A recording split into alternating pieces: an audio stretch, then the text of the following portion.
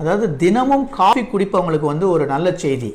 அதாவது 2 to 3 cup of coffee ஒரு நாள் குடிக்கிறவங்களுக்கு வந்து ஹார்ட் டிசீஸ் வருவது குறைகிறது.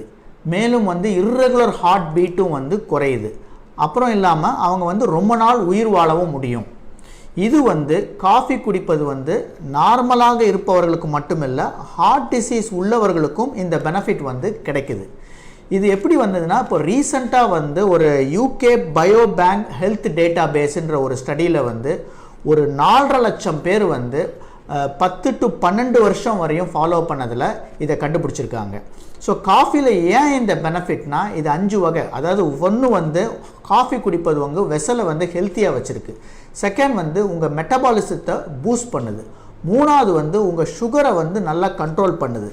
நாலாவது வந்து உங்கள் கொலஸ்ட்ரால் அப்சார்ப்ஷனை குறைக்குது. அஞ்சாவது வந்து இர்ரெகுலர் ஹார்ட் பீட்ஸ் வராமல் காஃபி தடுக்குது.